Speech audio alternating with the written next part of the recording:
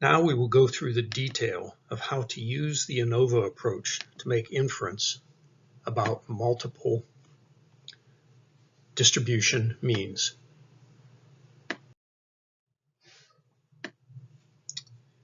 We will first consider the variance between treatments and then within treatments.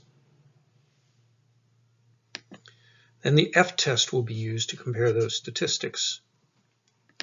We will also look at an ANOVA table, which is a convenient means to organize and understand the process and the data.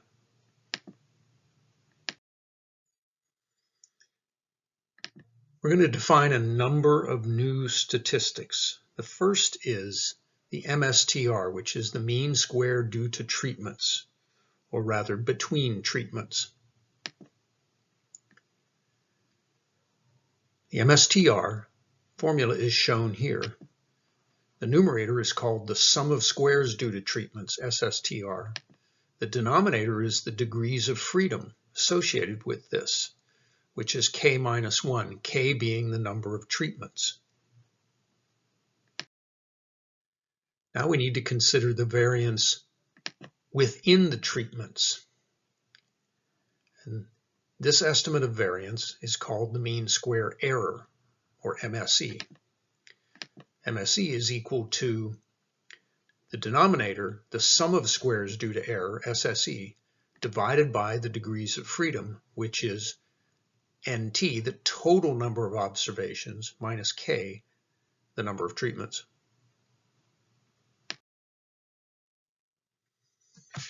ANOVA requires that we introduce a new probability distribution, the F distribution.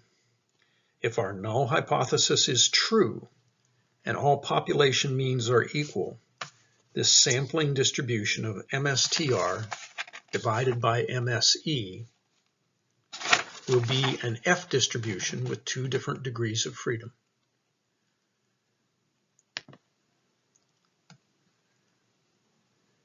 If the means of the populations are not equal, then this F-test statistic, MSTR divided by MSE, will be inflated.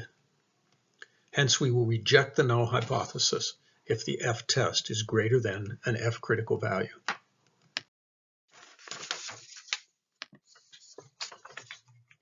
Looking at the curve for the F distribution, you see its unique shape. And we can see that if our test F value is greater than the F critical value, or if our test P value is smaller than our significance level, we will reject. In other words, if we are in that tail of the distribution, we reject the null hypothesis.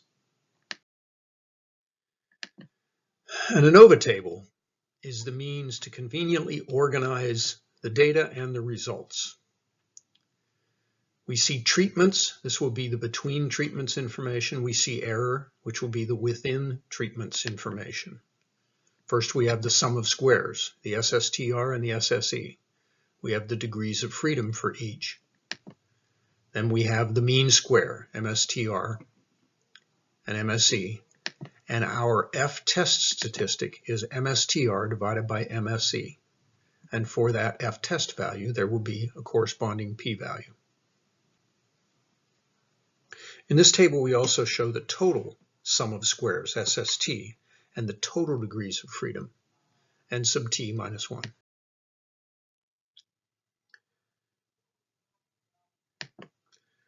The definition of the total sum of squares, SST, is shown here.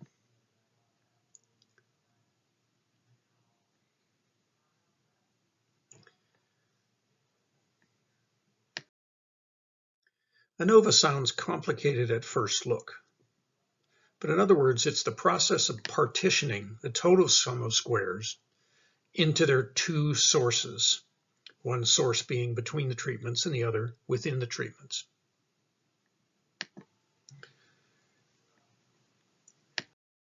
Let's follow the process for hypothesis testing for an analysis of variance. First, we state our null and alternative hypotheses. The null hypothesis is always that all the population means are equal. Our test statistic The F statistic is the MSTR divided by MSE. We can test this both with the p-value and the critical value approaches. We will reject the null hypothesis if the p-value is less than or equal to our significance level, or if our F test statistic is greater than the F critical value. We need to go through an example to fully understand ANOVA. In this case, we have 3 populations to test. 3 types of waxes. And we've done a sample where each car was repeatedly run through a car wash with each of the waxes.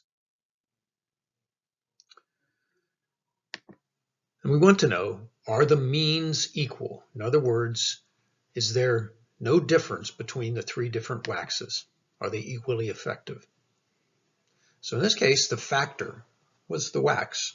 The treatments were type 1, 2, and 3, and the experimental units were cars. Our response variable, what we actually measure, is the number of washes.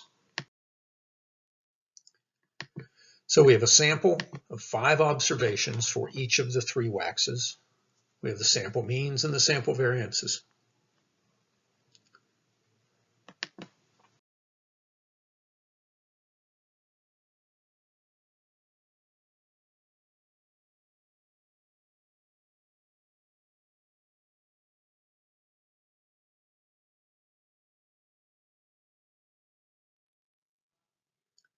So we set our null hypothesis as the 3 population means being equal.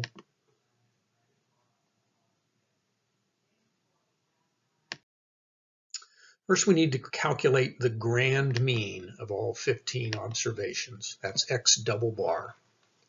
We get that as 29.8.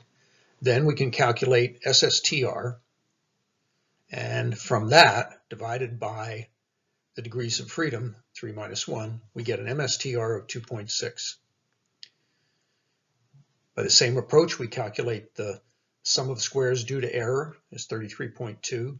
We divide that by the degrees of freedom, excuse me, and we get an MSE of 2.77.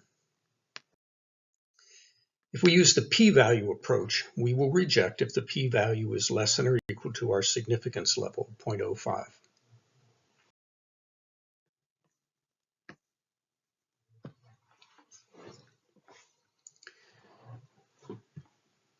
Using the critical value approach, we reject if F test is greater than F critical. We will use the F distribution table and the 2 degrees of freedom to find our F critical value.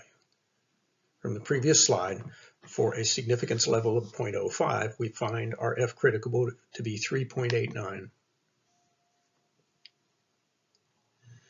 We calculate our F test statistic from the previous data to be 0.939.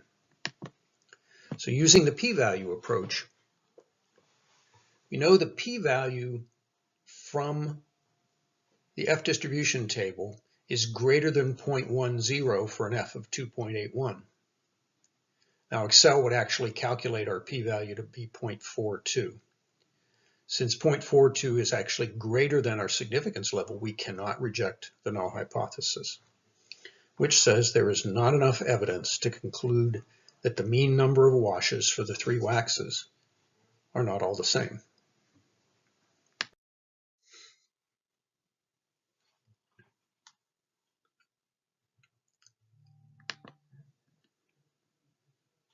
The ANOVA table for this example is shown here with the values for SSTR, SSE, the degrees of freedom, the mean sum of squares, MSTR, MSE, the calculated F statistic, 0.939, and its equivalent p-value, which in this case would have been obtained from Excel.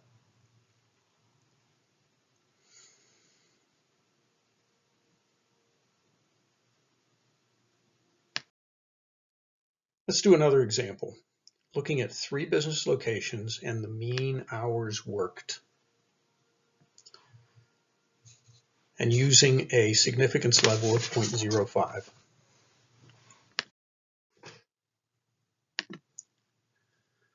taken a sample of 5 managers from each of the 3 locations. We know that the factor is the manufacturing plant, the treatments are the 3 cities, and the experimental units are the managers. And our variable is the number of hours worked. Here's the data from the samples with the sample means and variances.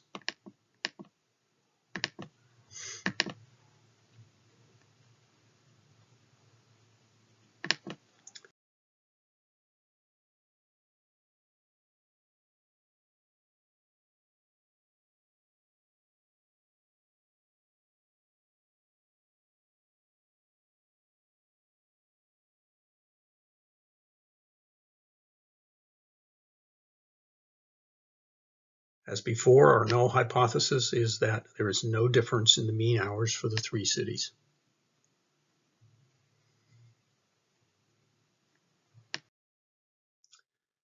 After calculating the grand mean from all 15 data points, we can calculate the mean squared due to treatments or between treatments as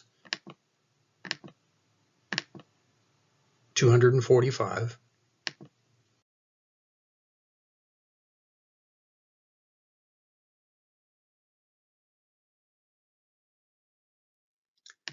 We calculate the mean square error, MSE, as 25.6, and therefore our F test statistic is 9.55. And here's the data as loaded into the ANOVA table.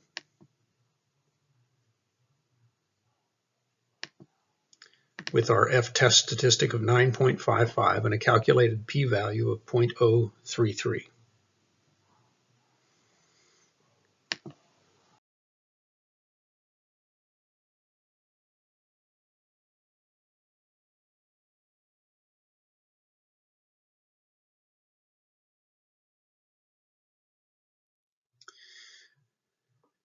We actually can't find our test p-value on the table, but we can see from the table for an F of 6.93, the p-value is 0.01. Therefore, we know our p-value is less than 0.01 for an even higher F test value. Therefore, knowing that our p-value is smaller than our level of significance 0.05, we can reject the null hypothesis. In this case, we have enough evidence to conclude that the mean number of hours worked per week is not the same at all 3 plants. From this data, we don't know which one. We just know that one of them is not the same. Similarly, with the critical value approach, our critical F value for the 2 different degrees of freedom and a 0.05 level of significance is 3.89. Our calculated F test value of 9.55 is greater than that. Therefore, we can reject the null hypothesis.